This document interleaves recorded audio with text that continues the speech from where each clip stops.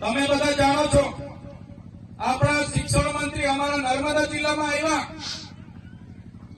ત્યારે શિક્ષણ મંત્રીએ મારા નામની અનેક ટિપ્પણીઓ કરી, અનેક ભાષણો કર્યા. એમણે કીધું કે શું ખોટ પડી ગઈ. ત્યારે શિક્ષણ મંત્રીને હું કહેવા માંગુ છું, તમે શાળાના કાર્યક્રમમાં ઉપસ્થિત હતા શિક્ષણ મંત્રી તરીકે. તમે જે જગ્યા પર આવ્યા હતા એ શાળાનો કાર્યક્રમ હતો અને તમે શિક્ષણ મંત્રી છો. ત્યારે શિક્ષણ મંત્રી તરીકે તમારે એનું ચિંતન કરવું જોઈએ કે આદિવાસી વિસ્તારોમાં નકલી કોલેજો ચાલે છે નર્સિંગના નામે. આદિવાસી વિસ્તારોમાં એક શિક્ષકથી હજારો શાળાઓ ચાલે છે, એની ચિંતા તમારે કરવી જોઈએ. તમે પોતે મંત્રી છો અને આદિવાસી બાળકોને ઉચ્ચ અભ્યાસ માટે જે પોસ્ટ મેટ્રિક શિષ્યવૃત્તિ મળતી હતી એ તમારી સરકારે કેમ બંધ કરી, એનો ખુલાસો તમારે આપવો જોઈએ. શિક્ષણ મંત્રીએ એની વાત કરવી જોઈએ. એની જગ્યાએ ચૈતર વસાવા શું કરે છે એની વાત કરતા હતા.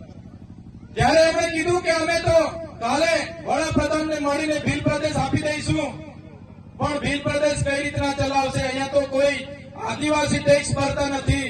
ત્યારે શિક્ષણ મંત્રીને ખબર ન હોય તો એમની જાણ માટે હું કહી દઉં છું, આદિવાસી વિસ્તારમાં જે પાણી છે, વીજળી છે, લિગ્નાઇટ છે, રેતી છે, પથ્થર છે, જળ છે, જંગલ છે, જમીન છે, એમાંથી અનેકો કરોડો ને પણ અબજો રેવન્યુ અમે જનરેટ કરીએ છીએ. એનાથી આ દેશ ચાલે છે. અમે કોઈના પર ભીખ નથી માંગતા. અમે સવારેથી લઈને અમે ટેક્સ ભરીએ છીએ. માચીસ થી લઈને જે પણ સામગ્રી અમે લઈએ છીએ એનો ટેક્સ અમે ભરીએ છીએ.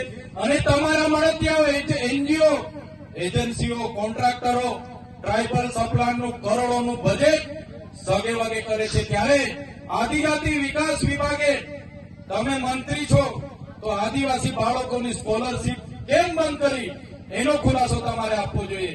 3 વર્ષથી વડોદરાની એમએસ યુનિવર્સિટીના વાઇસ ચાન્સલર બોગસ સર્ટિફિકેટના આધારે નોકરી કરતા હતા, હમણાં પકડાયા છે. એનો ખુલાસો તમારે આપવો જોઈએ. પણ તે આપી નથી શકતા અને હવામાં ફાંકા ફોદારી કરે છે. ત્યારે ભીલ પ્રદેશ અમે કાલે આપી દેવાની મોટી મોટી વાત કરતા હતા. ત્યારે આપણા સમાજના એ પાર્ટીમાં રહેલા નેતાઓને કહેવા માંગુ છું, તમારી સરકાર અને તમારા સંગઠનમાં તો તમારું કઈ ઉપજતું નથી. અહીંયા આવીને ફાંકા ફોજદારી કરવાનું છોડી દો. આ સમાજ માટે કઈ કરો. તે દિવસે આ સમાજને સિંચાઈનું નર્મદાનું પાણી મળશે. આ વિસ્તારમાં સારું શિક્ષણ તમે અપાવી દેશો. આ વિસ્તારના બાળકોની સ્કોલરશીપ ચાલુ કરી દેશો. બોગસ કોલેજો પર કાર્યવાહી કરશો. ખોટા સર્ટિફિકેટો લઈને લાખો લોકો નોકરીઓ પર છે, એમના પર કાર્યવાહી કરશો. અને જે દિવસે તમે જો અમારી સરકારમાંથી અમને અલગ ભીલ પ્રદેશ અપાવી દેશો, એ દિવસે અમે તમારો પીઠ થબડીશું ને તમારી સાથે ઉભા રહીને તમારા વખાણ કરીશું. પણ તમે અમને ભીલ પ્રદેશ અપાવી દો. સાથીઓ, આજે મને અહીંયા આમંત્રણ મળ્યું. આપણી આદિવાસીની 27 અનામતની બેઠકો છે, જેમાં આદિવાસી લડી શકે. એ કોઈ પણ પાર્ટીમાંથી લડીને જીતી જાય. આજે 27 ધારાસભ્ય આપણા આદિવાસીઓ વિધાનસભામાં બેસે છે. પણ આટલી મોટી સમસ્યાઓ વર્ષોથી આપણી ચાલે છે.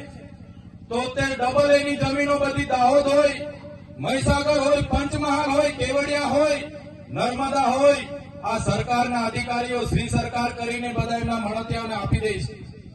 એક પણ નેતા આદિવાસીઓની જમીનો માટે, એક પણ નેતા આદિવાસીઓના શિક્ષણ માટે, એક પણ નેતા આદિવાસીઓના આરોગ્ય માટે બોલવા તૈયાર નથી. બધાને પોતાની ટિકિટોની પડી છે. જ્યારે પાર્ટી ઊંચી આંગળી કરવા ગઈ ત્યારે ઊંચી આંગળી કરે છે. એમને ખબર છે 2 હાથ જોડીશું એટલે તાલુકાની ટિકિટો એમને મળે છે. પગે પડે એટલે એમને જિલ્લાની ટિકિટો મળી જાય છે. અને ઉપડા પડીને દંડવત કરી દે તો ધારાસભ્યની ટિકિટ મળે છે. એ જ આપણા નેતાઓ પાર્ટીઓમાં કરી રહ્યા છે. આજે હું તમારા મંચ પર આવ્યો છું